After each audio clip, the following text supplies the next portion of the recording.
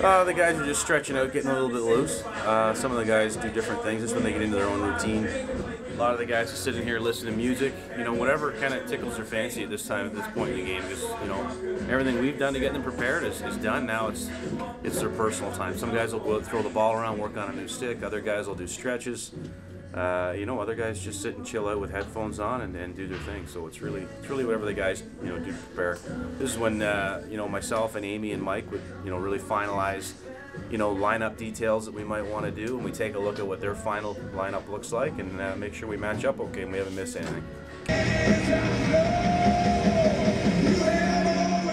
One of the themes that we've had as a group, and certainly from the management point, is just, you know, it's a 16-game season, so we're not measuring it even game by game. It's just how we're growing and learning as a group, because we do have a bunch of new guys again this year, but it's not nearly as many as last year. So our expectation level is high, but you know, there's going to be peaks and valleys, and it's just about where we're at on April 23rd. They're playing great, and I think a big part of it is the chemistry that we have on the team this year.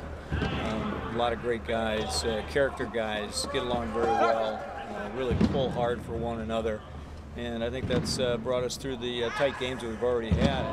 And the other part of it is we've decided, you know, really that the team is going to need to have everybody contribute, and everybody has been contributing. You know, bringing a guy like Matt Giles into that mix, I mean, he just stepped in like he's been here anyways, because he really has been. He's been around the league for a decade, so his experience kind of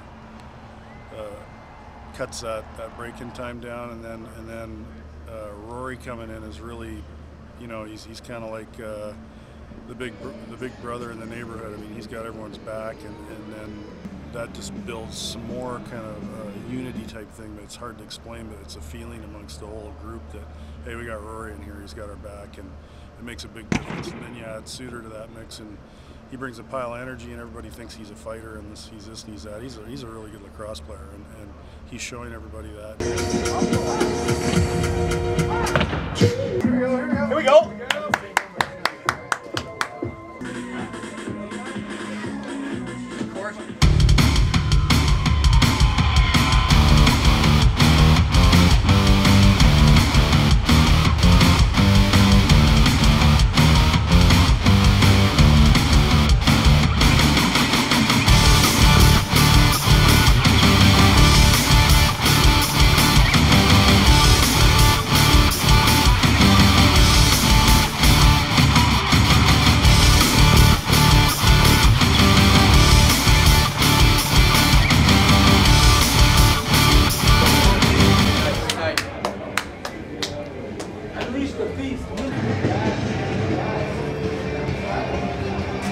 Like I said, the Bash brothers like to have their wrists taped right before the game, just in case of they accidentally hit something with their hands. So it's good protection for them, and they're smart enough to do it.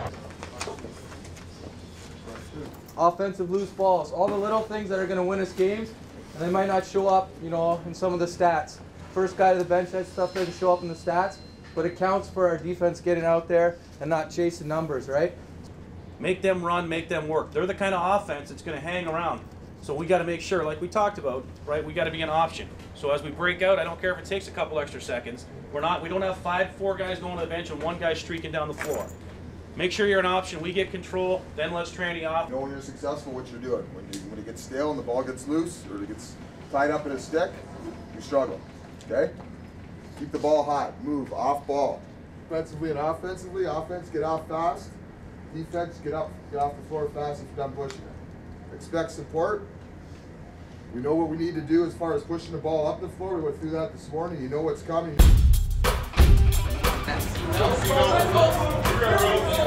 Go.